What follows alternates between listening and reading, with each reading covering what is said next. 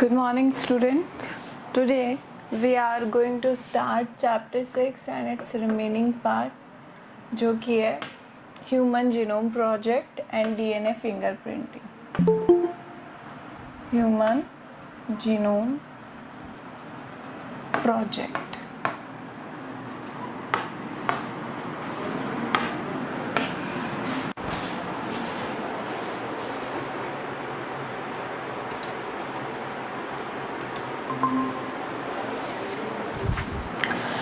See, what is this Human Genome Project?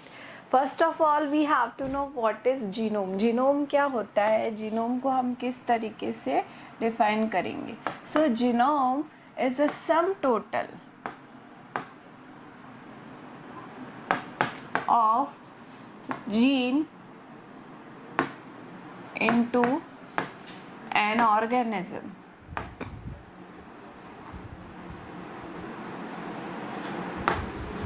ठीक है, उसे हम जीनोम बोलेंगे. ओवरऑल जितने भी जीन्स प्रेजेंट है पूरी की पूरी एक ऑर्गेनिज्म के अंदर, उसे हम क्या बोलेंगे? जीनोम बोलेंगे. अब देखिए आप लोग, जीनोम के अंदर क्या रहता है कि ह्यूमन बीइंग का जीनोम प्रोजेक्ट के बारे में हम स्टडी करें. Study of genome project of human beings. So human being के टोटल ओवरऑल कितने जीन्स हैं उन सब की स्टडी करनी है. It is a human genome project.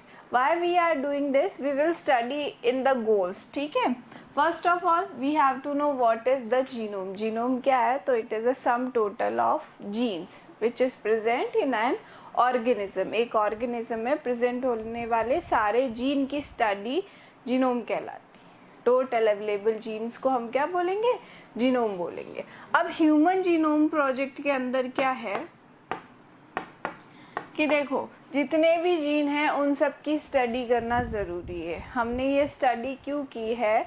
हमने स्टडी की है कि फ्यूचर के अंदर कोई जीन का एक्सप्रेशन अगर गलत एक्सप्रेशन दे रहा है, रॉन्ग एक्सप्रेशन दे रहा है, या उसका एक्सप्रेशन अच्छा नहीं है, तो उसको हम क्योर कर सकते हैं. सपोज़ करते हैं कोई एक जीन है जो किसी डिजीज़ को कॉज कर रहा है, तो हमें उस जीन का अगर हमें पता चल जाता है तो हम उस जीन को रिप्लेस करने का दूसरा सोर्स ढूंढ सकते हैं, या उस डिजीज़ का जो है हम ट्रीटमेंट लेके आ सकते हैं. ठीक है, अगर पहले से ही पता रहेगा तो. So that's why there are some goals. Human genome project के गोल्स क्या है कि to study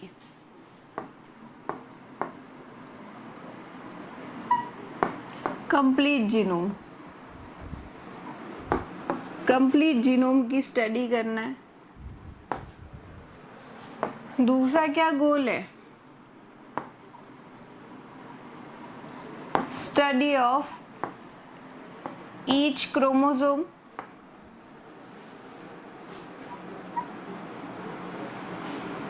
with its sequencing.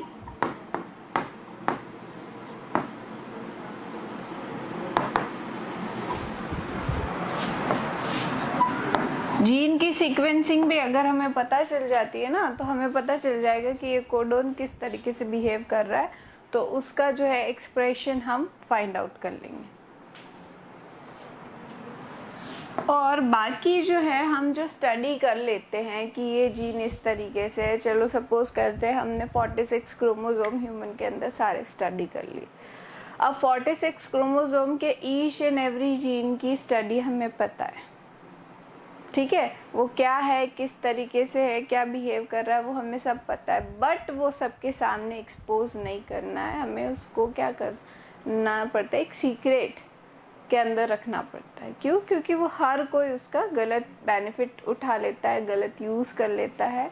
Because ये है ह्यूमन क्रोमोसोम, तो इसके अंदर किसी भी तरीके से मैनिपुलेशन जो है वो पॉसिबल हो जाता है. दैट्स वाई कुछ पायरेसी जो होती है वो इसके अंदर रखनी पड़ती है.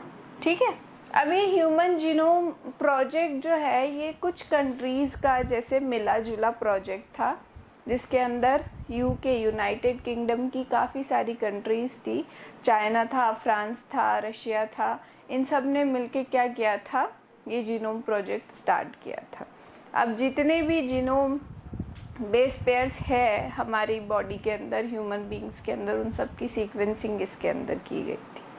ठीक है, आपने क्योंकि कोडोन पढ़ा, आपको पता है सीक्वेंसिंग, हर एक कोडोन ओवरलैप हो सकता है, नया कोडोन बना सकता है। तो जस्ट एज्यूम इसका सीक्वेंस करना कितना मुश्किल था, क्योंकि इट इज़ नॉट पॉसिबल कि हम उसका जो है मैनुअली स्टडी करें, एक एक फाइल के अंदर उसको कंपाइल करके रखें। सपोज करते तो फाइल, इतनी सारी फाइल्स बन जाएगी, उनको प्रोटेक्ट करने के लिए इतनी बड़ी जगह चाहिए। So we had setted some kind of softwares. हमने क्या किया, एक सॉफ्टवेयर को सेट कर लिया। ठीक है, ह्यूमन जीनोम प्रोजेक्ट की स्टडी क्यों पॉसिबल हुई, क्योंकि हमने यहाँ पे एक टेक्निक्स जो है इसके अंदर इंट्रोड्यूस करवाई थी, DNA sequencing.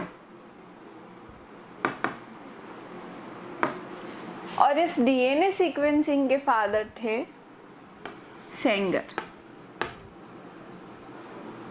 Sengar is known as father of DNA sequencing. Okay, इन्होंने ही सबसे पहले डीएनए को सीक्वेंसाइज किया, इसके बाद इन्होंने प्रोटीन को भी सीक्वेंसाइज किया।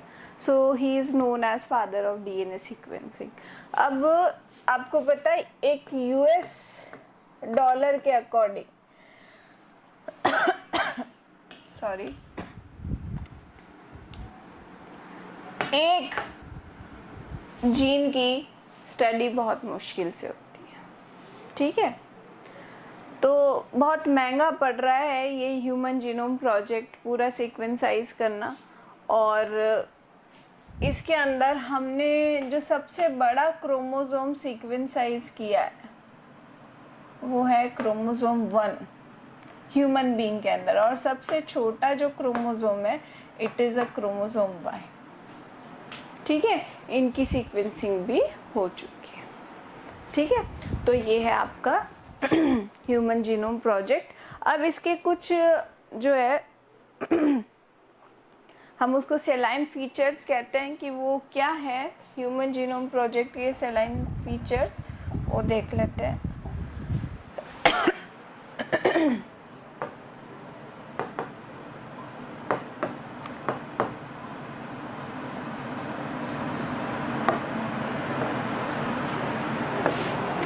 फर्स्ट जो इसका फीचर है कि इसके पास कितने बेस पेयर्स प्रेजेंट होते हैं, तो 3 बिलियन बेस पेयर्स प्रेजेंट होते हैं ना, 3 × 10⁶ billion base pairs.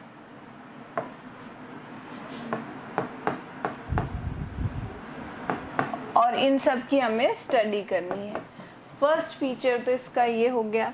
Second feature इसका कि एवरेज जीन साइज जो हम बोलते हैं,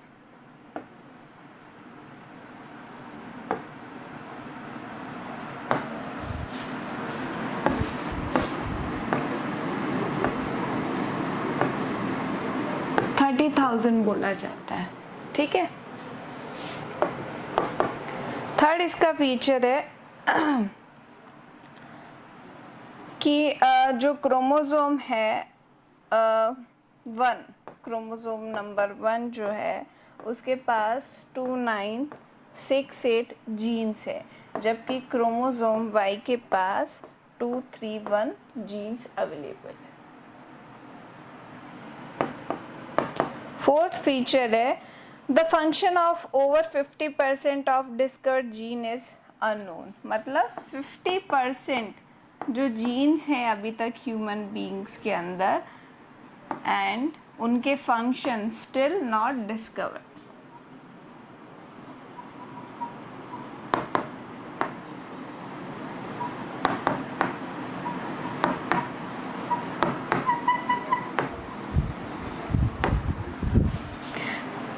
फिर है आपका लॉन्गेस्ट जो लार्जेस्ट जीन है डायस्ट्रोफिन,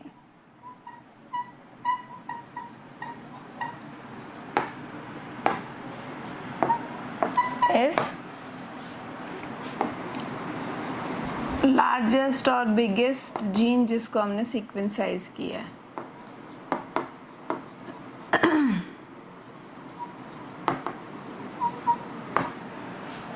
ठीक है, कितने हो गए? 5 हो गए। आप और चाहो तो इनके अलावा और भी ऐड कर सकते हो। जो आपने सीखा है उसके अकॉर्डिंग कि it is a mega genome project. ये एक कॉमन चीज़ भी हम इसके अंदर ऐड कर सकते हैं, like it is a mega genome project. इसको क्यों मेगा जीनोम प्रोजेक्ट कहा जाता है? बिकॉज इसको 13 इयर्स लगे थे। स्टार्ट कब हुआ था? अक्टूबर 1990 में, और ख़त्म हुआ था 2013 के अंदर। ठीक है, तो ये आपका कंप्लीट जो है मेगा जीनोम प्रोजेक्ट के नाम से जाना जाता है। क्या मैसेज आया है?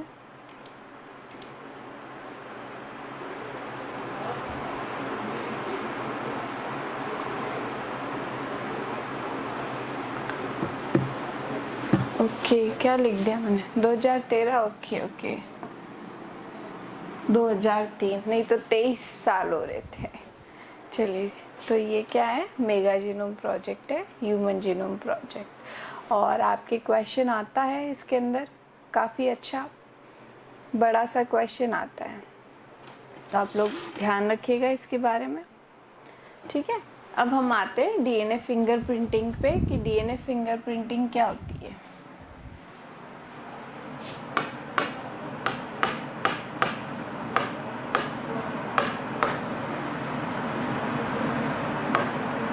डीएनए फिंगरप्रिंटिंग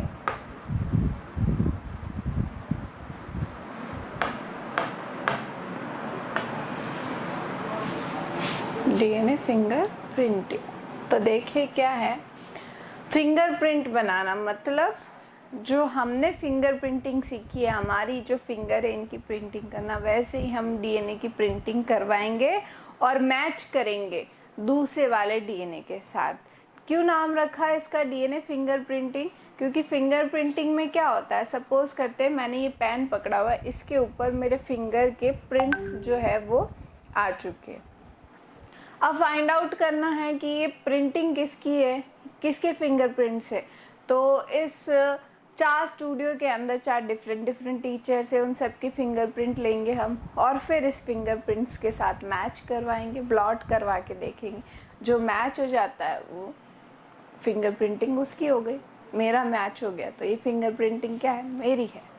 तो वैसे ही हम क्या करेंगे, डीएनए को प्रिंट करवाएंगे और दूसरे जिनके ऊपर हमें डाउट रहेगा उन डीएनए को लेकर मैच करेंगे।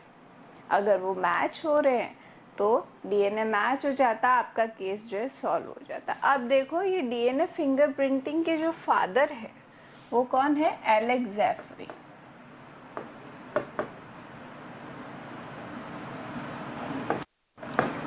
एलेक्स जेफरी, ठीक है, he is father of DNA fingerprinting. इन्होंने क्या किया था, इन्होंने ये टेक्निक जो है ये बताई थी। अब इसके अंदर देखो 3 जो है वो टेक्निक्स अवेलेबल है। पहला तो आपका आएगा jail इलेक्ट्रोपोरेसिस,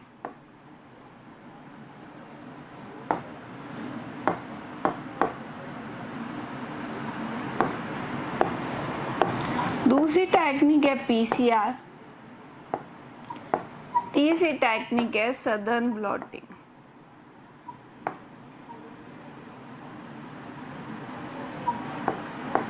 Southern blotting. So there are 3 different techniques which are available in DNA fingerprinting. Clear? अब देखिए ये है क्या, पहले हम समझ लेते हैं इन टेक्निक्स के बारे में। जेल इलेक्ट्रोपोरेसिस क्या है? जैसे सॉरी क्या है जेल इलेक्ट्रोपोरेसिस? जेल इलेक्ट्रोपोरेसिस का मतलब है एक जेल जैसा, जेली जैसा कुछ सब्सटेंस है। एक देखिए इक्विपमेंट होगा जस्ट लाइक अ ट्रे, जिसके अंदर हम जेल बना के डालते हैं और वो होता है एगरोस जेल। इसके अंदर यहाँ वेल्स अवेलेबल होते हैं और इन वेल्स के अंदर हम क्या इंसर्ट करवाते हैं, डीएनए फ्रेगमेंट्स, ये डीएनए फ्रेगमेंट्स है। फिर आपको पता है डीएनए के अंदर दो चार्ज होते हैं, पॉजिटिव और नेगेटिव चार्ज, ठीक है ना। तो पॉजिटिव और नेगेटिव चार्ज की वजह से वो जो है इलेक्ट्रिसिटी के थ्रू रन करता है पॉजिटिव और नेगेटिव डायरेक्शन में। तो ये जेल इलेक्ट्रोपोरेसिस क्या होता है, जो साइज में बड़े हैं फ्रेगमेंट्स वो पीछे की तरफ आपको नज़र आने लग जाएंगे, और जो साइज में छोटे हैं वो आगे की तरफ आ जाएंगे, ठीक है। तो इस तरीके से हम क्या करेंगे, सेपरेट आउट कर लेंगे। और हम जो डीएनए उठाएंगे वो हम उठाते हैं रिपीटेटिव डीएनए।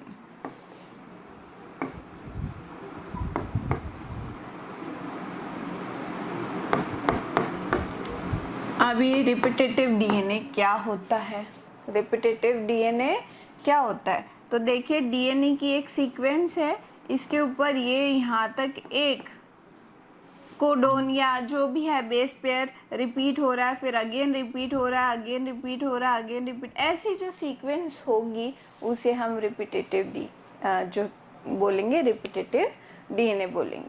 और इसके अलावा जो डीएनए रह जाएगा वो सैटेलाइट डीएनए कहलाएगा।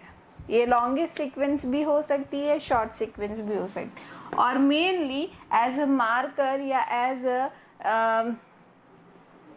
हम कह सकते हैं कि जो डीएनए हम यूज़ करेंगे वो VNTR भी हो सकता है। अब ये VNTR क्या होता है, तो it is a variable number of tandem repeats,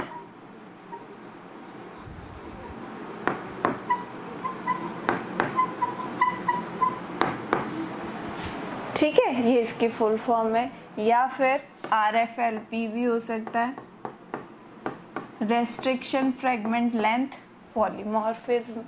polymorphism का मतलब क्या है, एक जैसा डिफरेंट डिफरेंट जो है फॉर्म्स दिखाएगा अलग अलग टाइप्स में, तो ये भी हो सकता है। तो इनमें से ये क्या है, रिपीटेटिव डीएनए है, हमें डीएनए उठाना है, और इनमें से ये जो डीएनए है इनमें से हम चूज करेंगे रिपीटेटिव डीएनए कौन सा है, उसको लेंगे और उसको फर्दर प्रोसेसेस में डालते हैं। बट जेल इलेक्ट्रोपोरेसिस से पहले क्या होता है, पीसीआर करवाया जाता है। पीसीआर क्या है, what is PCR, polymer chain reaction.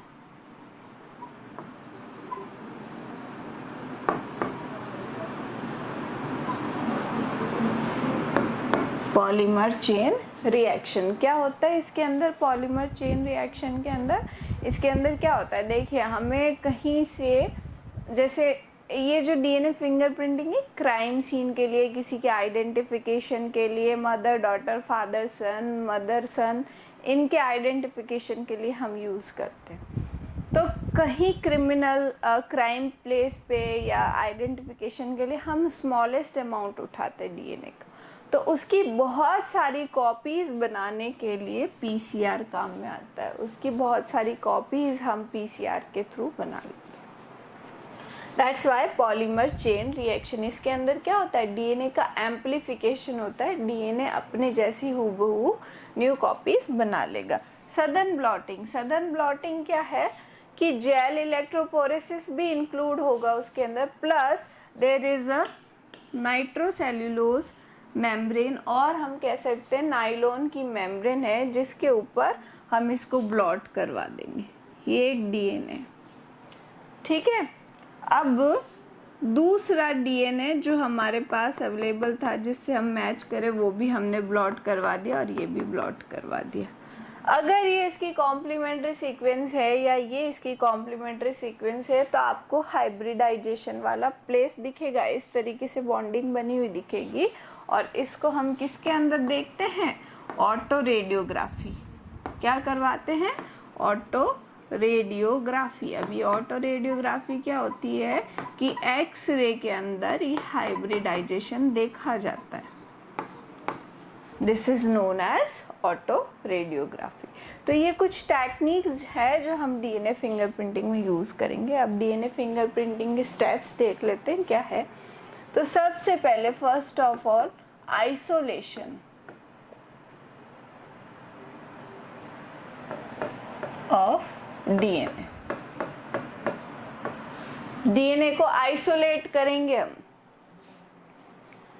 जो क्रिमिनल है उस सारे क्रिमिनल का आइडेंटिफिकेशन करने के लिए डीएनए को आइसोलेट कर लिया, या फिर एक बच्चा खो गया उसके पेरेंट को आइडेंटिफाई करना है तो पेरेंट और बच्चे दोनों का डीएनए जो है हम आइसोलेट करेंगे। आइसोलेट करवाने के बाद एम्प्लीफिकेशन ऑफ डीएनए।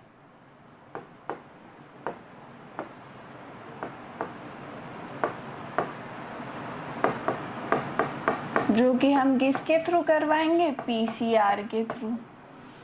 एम्प्लीफाई करवाएंगे डीएनए को पीसीआर के थ्रू एम्प्लीफिकेशन करवाएंगे। एम्प्लीफिकेशन कॉपीज बना दी हमने, बाई चांस कहीं डीएनए खराब हो जाता है तो बार बार उस सस्पेक्ट को नहीं बुलाने की ज़रूरत पड़ेगी, आपके पास डीएनए की ऑलरेडी कॉपीज रहेगी। देन हम जो है डीएनए की कटिंग, जिसे हम कहते हैं डीएनए फ्रेगमेंटेशन।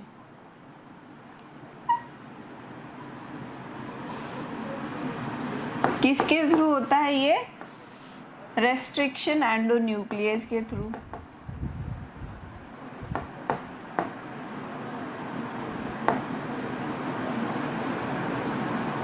रेस्ट्रिक्शन एंडोन्यूक्लियस के थ्रू हमने कटिंग कर दी डीएनए की, फ्रेगमेंट्स मिल गए हमें बहुत सारे। अब हम इसको क्या करवाएंगे, जेल इलेक्ट्रोपोरेसिस।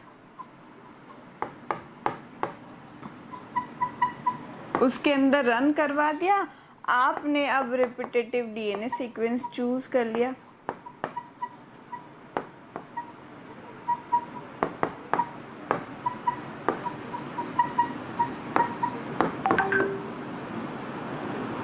चूज कर लिया।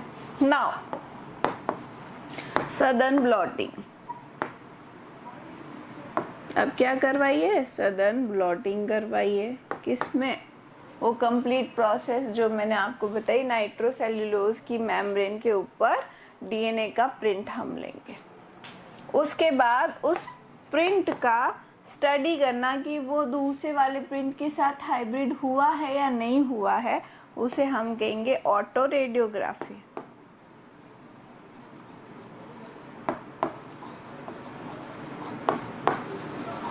ऑटो रेडियोग्राफी हो गई। Then last identification. सॉरी,